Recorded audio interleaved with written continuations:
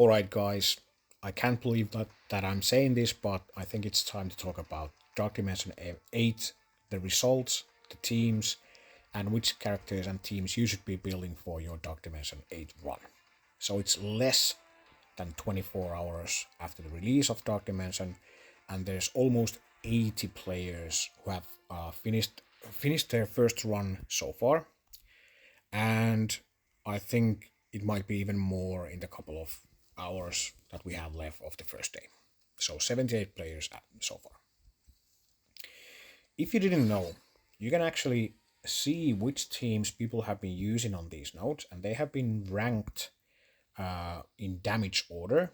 And it's pretty obvious to see that if there's a lot of players with the same exact amount of damage, it means that they have been one-shotting these nodes, and they have listed all of the characters and the teams that they will 10 best or most common. I don't know how they rank these, but at least they have 10 teams that have been used here that have been one-shotting these nodes. Instead of looking at each individual node, I have actually saved the most common teams so we can talk about them a bit easier. First thing is that, yeah, I'm just not going to be listing the non-restricted lane because it's super easy. You should be building up your best characters first, which means Super Scroll, Mephisto, Apocalypse, Old Man Logan, and after that it doesn't matter who you build because it's almost auto basic with these characters. I think it's most likely auto basic. It's super easy. And like with all Dark Dimensions, it's sort of like if you want to get a smooth run, you should be building up, after that you should be building up the characters that are next on the lanes so that you don't get stuck on a lane for too long of a time. So let's talk about the actual trades after the non-restricted. First of all, first trade is going to be Hero City. And here are the two teams that were most common in the list of one-shotting, and it's super obvious. Spider Society seems to be the team to go, and it was interesting that most people had Spider-Man Robbie as well, and the character that people seem to be switching are Noir and Ghost Spider. A few things I want to say about this trade and these teams is that I feel pretty strongly about the fact that Scopely was true to their word about the difficulty of this Dark Dimension. The earlier traits and nodes are a lot easier than the later ones. So I think this is it's gonna be a super easy run with the Spider Society, no matter which characters you use out of the Spider Society, and you can fill up the team with other characters as well, because it's gonna be pretty darn easy with these characters. The one thing that actually surprised me out of the next trait, which is the city villain, was that there were multiple teams that were able to one-shot this lane, and I just gathered the three most common teams that people used, and it seems that the most common characters are the ones starting from the left, which are Lizard, Craven, Vulture, and the two characters after that changed. People used Red Goblin with Spider Slayer, Red Goblin with Mysterio, and Carnage with Venom. And yeah, it's a super good news that these nodes are doable with the old characters. I was super afraid that we would have to wait for the next team to arrive, so that Scobie would be selling more of newer characters for us, so that we can actually finish this lane. That doesn't seem to be the case. They did us a solid and made it easy enough for the old characters and old teams to be able to one-shot this. So kudos to them. Next is the global hero. And there were sort of two sets of teams. They were the Captain Britain teams, and they were the non-Captain Britain teams. The non-Captain Britain teams were basically Extreme X-Men with either Cyclops or Black Knight. Pretty easy, nothing too crazy about that. It's a good team. You can use them all around. It's not a waste to be building these guys up, and to me it seems like Black Knight has a bit more value than Cyclops, so I would prefer the top team uh, before the Cyclops one.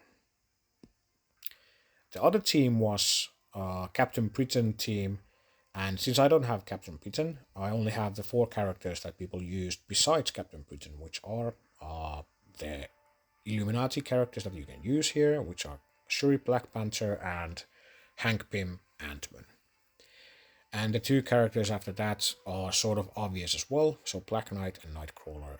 So it feels like a super good team, and if you have Captain Britain, you probably should be building up this team instead of the uh, extreme ones, because these characters, the Illuminati, will be more usable for a longer time, and they are super good in Crucible as well, which you will be wanting to build them up as high as possible. Next one is Global Villain.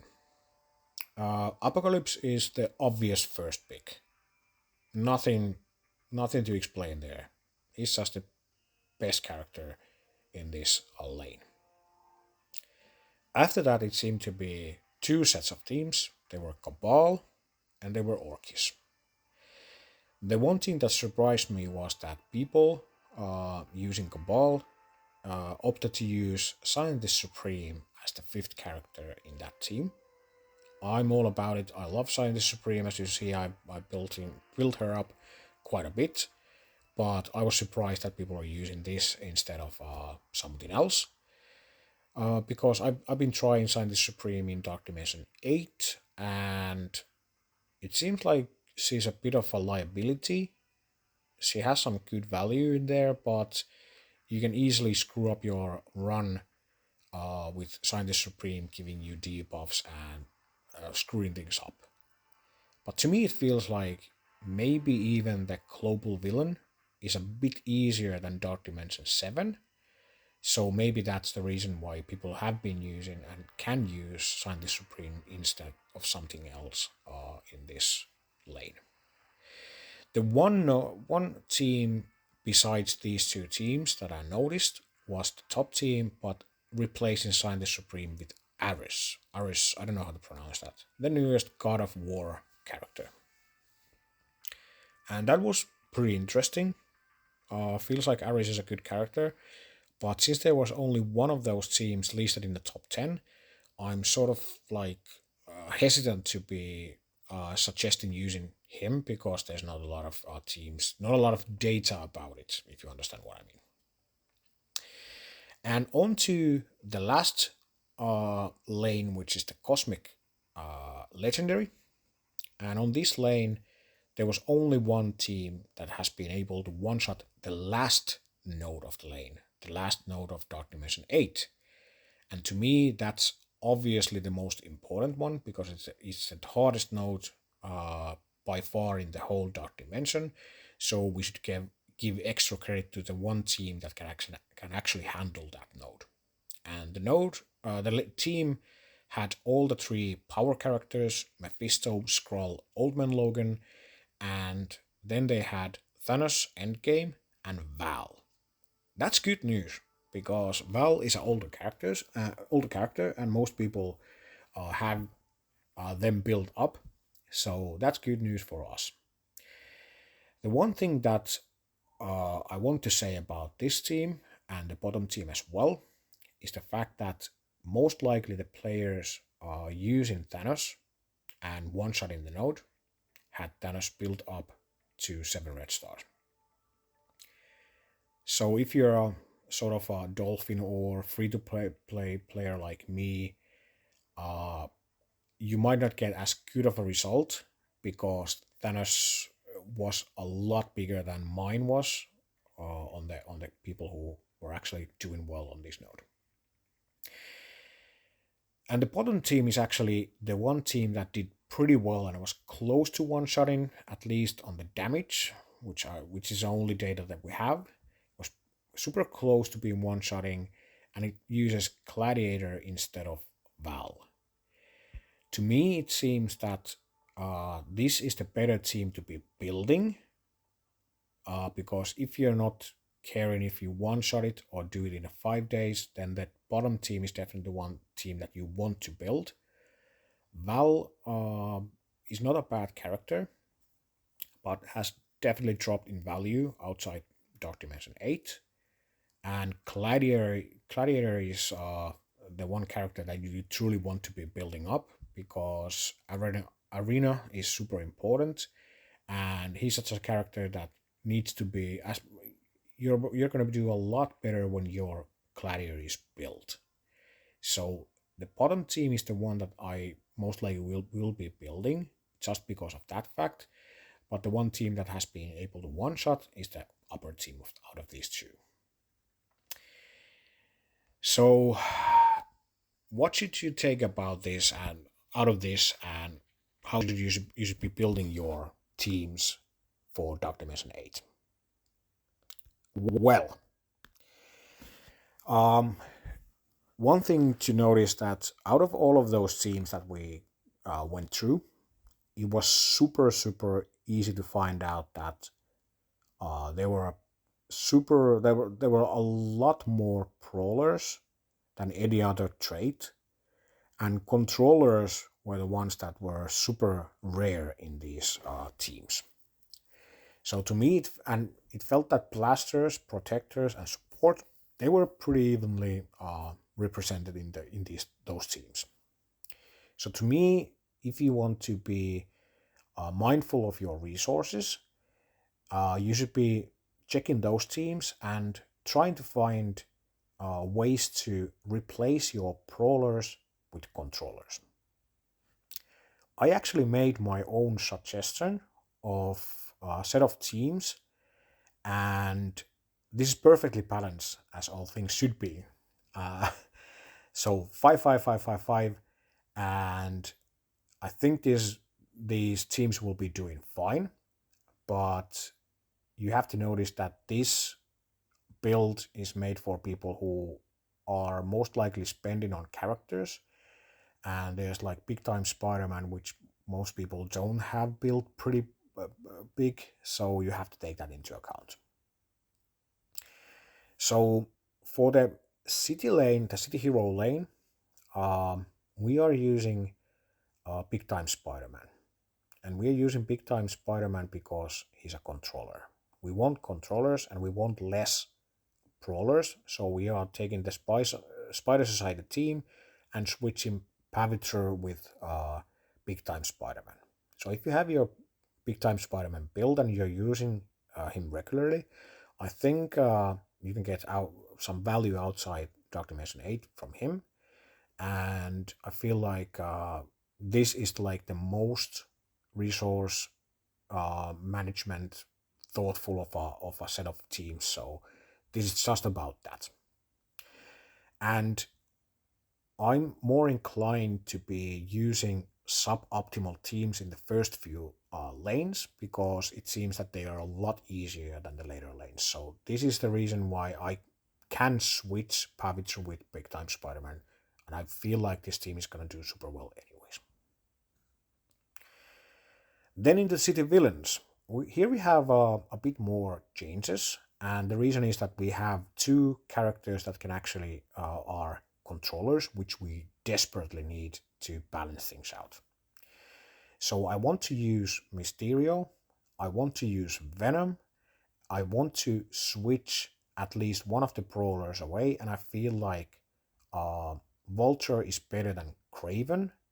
So we are sort of like going hard into the Sinister Six team, using Vulture, Lizard, Mysterio, and Spider Slayer, and we're using Venom just as a filler character, as another controller who can do something in there, spread some debuffs and do some ability blocking and clearing some buffs.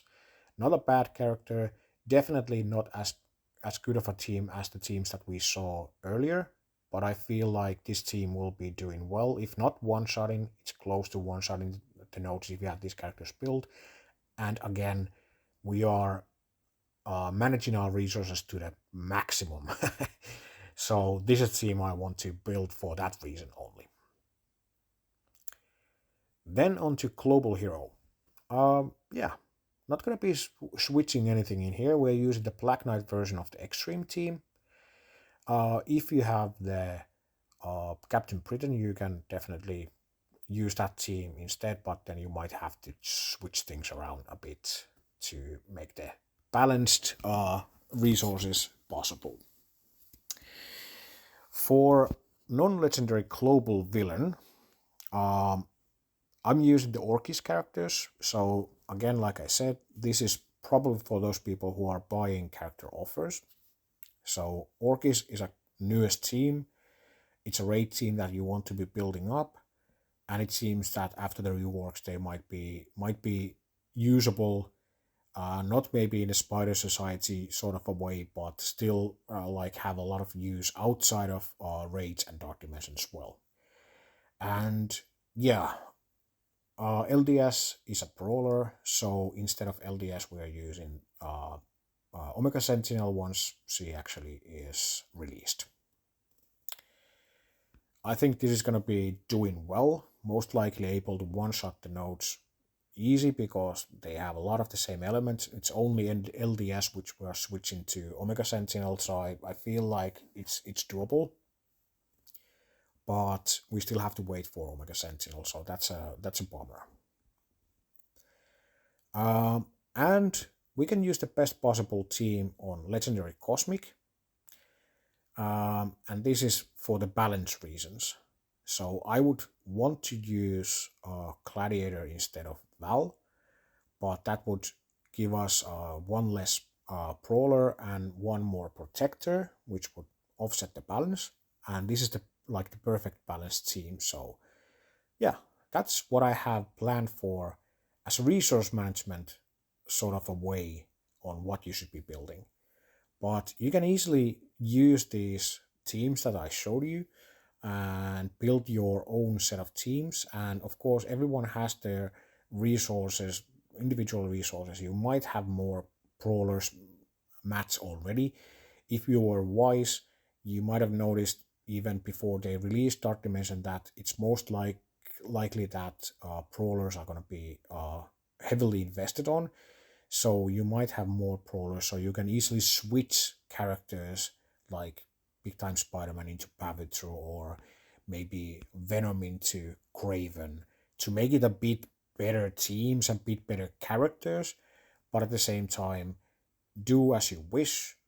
You know your resources, you know your needs and wants in the game, but here's at least one view on how to build your teams and what sort of data to use to plan out your Dark Dimension 8 run. All right, that's about it. Hope you enjoyed. Hope you got something out of it. If you did, please like and subscribe, and see you in the next one. Alrighty, bye.